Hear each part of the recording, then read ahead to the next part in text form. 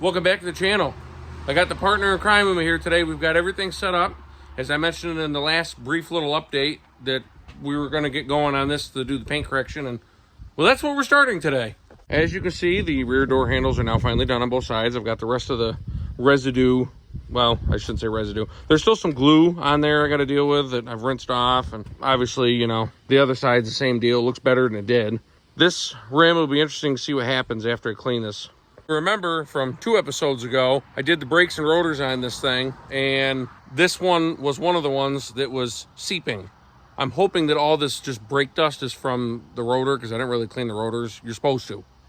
I didn't use brake and parts cleaner. I was being environmentally friendly. I didn't use it. That might be what that's from. We'll see. But we're going to just get through and get all this. You know, you can see these little spots and stuff maybe here. You know, this is all just like when they painted the road lines, I think they on both sides they caught it. So the clay bar is going to come in handy here. I'm hoping that's going to get rid of the rest of this stuff. Do the 2-bucket wash method. We're going to do a clay bar, iron remover. We're going to do the whole 9 yards on this thing. The only thing we might not get to today is actually compounding and polishing. I might do a test spot though, just to kind of see what it's going to look like, because the paint looks terrible in the sun. I'm thinking I might, like right here, just do a small test spot and see what it does. So we'll get you guys set up. Let's get going.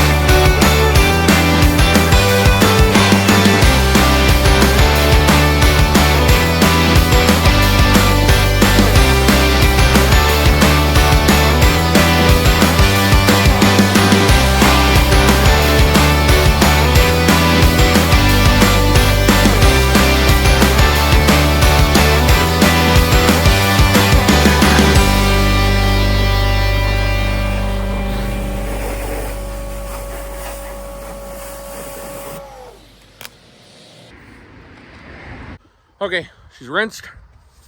I'm covered in nasty brake dust, but I mean, that does look better. It's shinier more, but as you might have saw, maybe didn't, as Rob sped it up, I'm sure, pretty fast, but I had to get Scotch Brite out to get the rest of the brake dust off. There's just so much caked on there that you're not going to get all of it. I mean, these are 20-year-old rims, almost.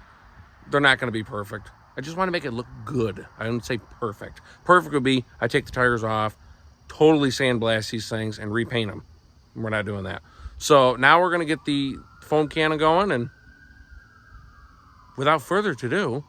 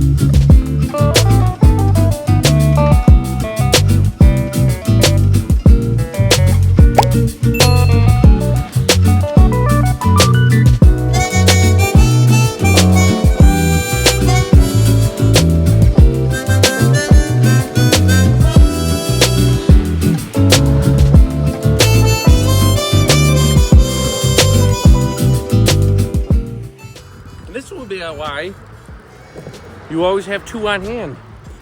I dropped one. I only got the front section left to do.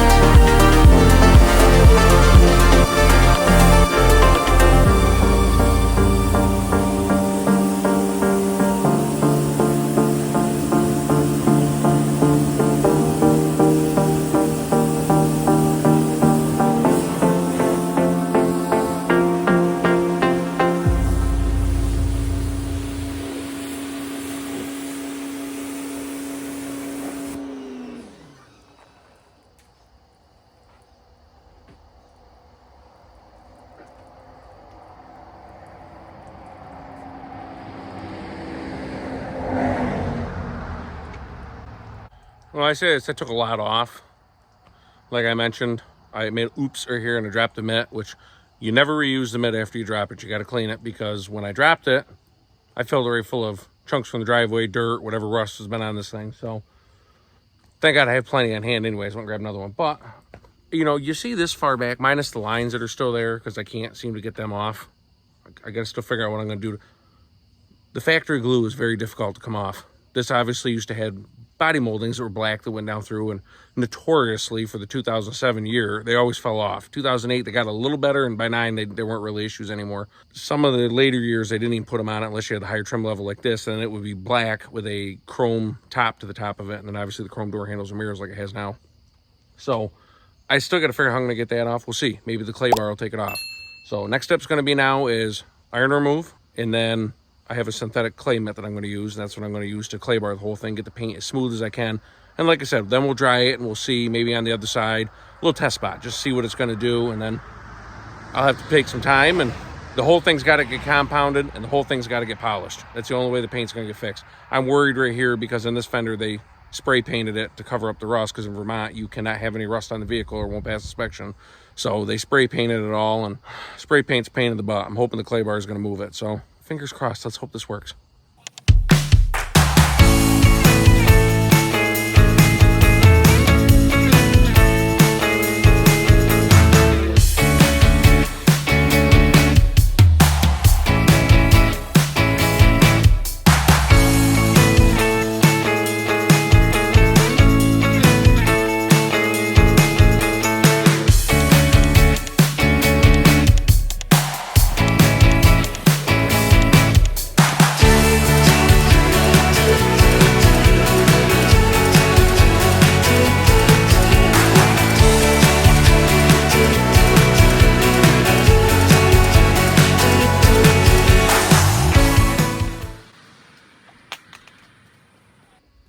What nobody really tells you very often, iron remover stinks, burns, it's terrible, but it's vital to this whole process, because this is where I'm going to bring my clay mitt into play, and we're going to start clay barring this thing and get a lot of the contaminant off.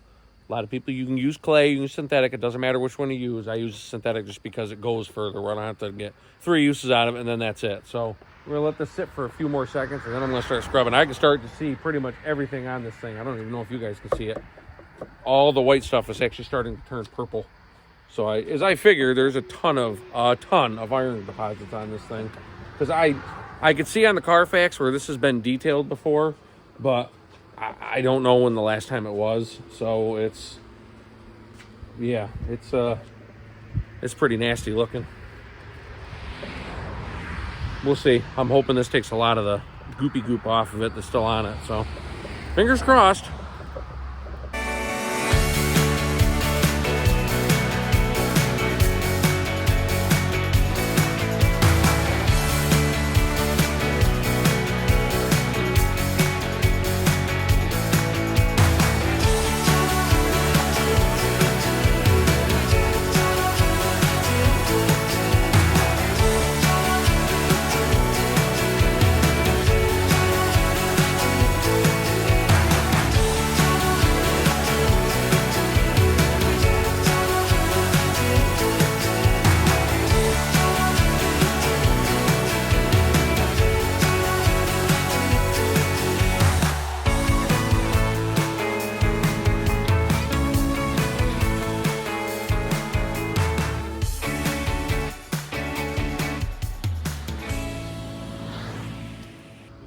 Glide this until you feel it pretty much not dragging at all. That means it's pulled all the contaminants off. My fear is that a lot of this road paint that was splashed down the side really still hasn't come off yet. So I'm fearful that the paint might be totally just trashed on this, beyond repair.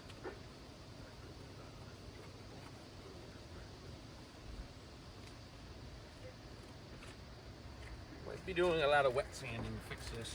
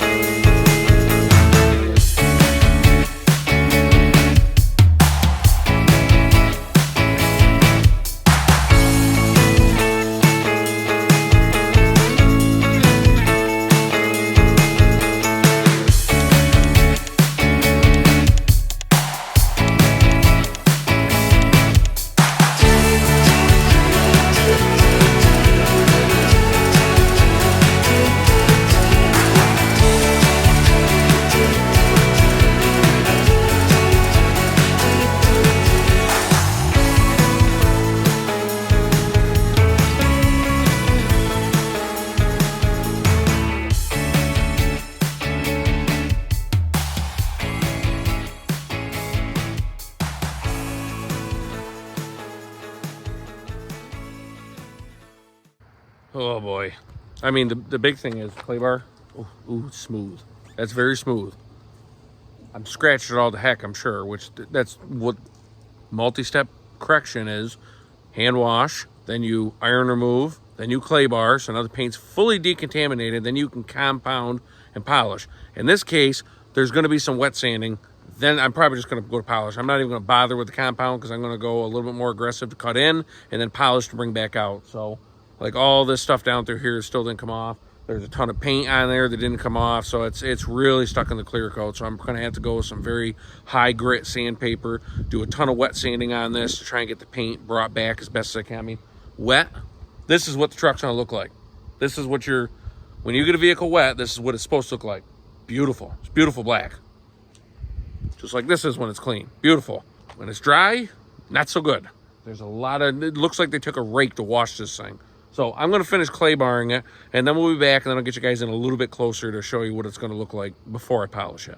All right, truck's clay barred. I'm gonna get you in here and show you how bad this really is. Obviously you can see through here is all the overspray from the spray paint. I mean, wet sanding should take all that off because it's just sitting on top of the clear coat. All of this stuff is still here. You can see here there's some overspray. This is just years and years and years and years and years of people grabbing the door and shutting it right there. Same thing with right here. So that I think will actually buff and come back. When you look at the wet, that's kind of what it should look like. Obviously there's the dents here I still need to fix. This big sticker that was here, the sticker's gone, the glue's gone. It's smooth, but it needs to be really buffed right there. And that might be where I actually do my test spot by hand just to see. But I mean, we're all rotted through here. This handle was packed. I mean, packed right full of dirt and mud because it's been forever. All of the overspray, surprisingly yellow on the road lines. Yellow comes right off. The white seems to struggle a little bit, but all that came right off. There was a bunch down the side of this. All this, we can only confer to whatever it is. Obviously that came off with the clay bar. That took it off. Remember that big smear that came down here? Yeah, that was pretty gross. All that's gone. Again, we still have the body molding lines. This fender probably looks the best out of all of them. Of course, it's still wet, but really the whole truck needs to be repainted. It's rough. The roof, I'm not even going to get into that part of it. Right here on the very front of it and just the other side of it are two stone chips that are getting quite big. I need to actually sand them down and clean them up before they rot all the way through. And then I think what I am going to do with that section, because not many people look at the roof anyways, is talk to my guys who are going to, like I said before, this is going to be a business truck. So this is going to get lettered up, striped up. That's where I think I'm actually going to cost effectively, the best way, hide all the rust on this. We'll fix all the rot spots in it, and they'll probably last 3-4 years or whatever, as meticulous as I am with keeping stuff clean. Because the big thing is keep the salt out of it.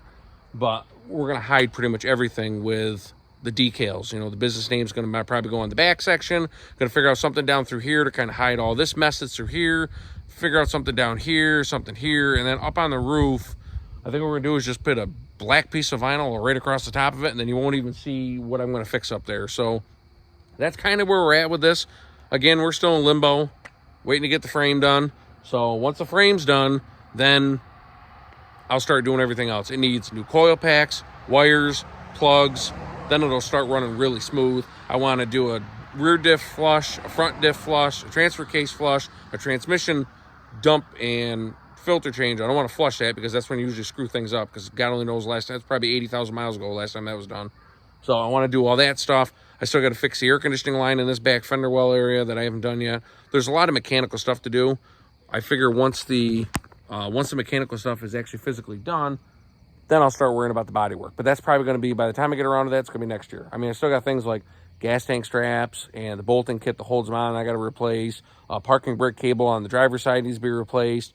The actual, that goes from the pedal, there's an adapter that goes down to the back too. That needs to be replaced because that's rotted and held together with U-bolts and clamps and stuff that's not supposed to be in there. So I got to fix all that stuff. So there's still a lot to do to this.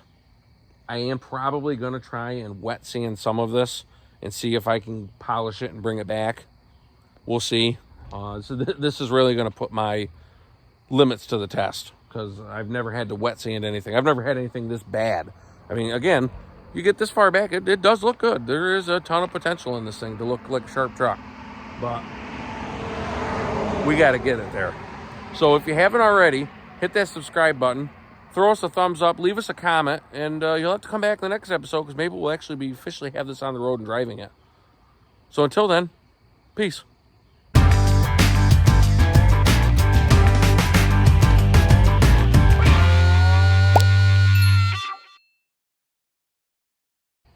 Side note, my little minion decided that when mommy came home, bye-bye, so she didn't even help me.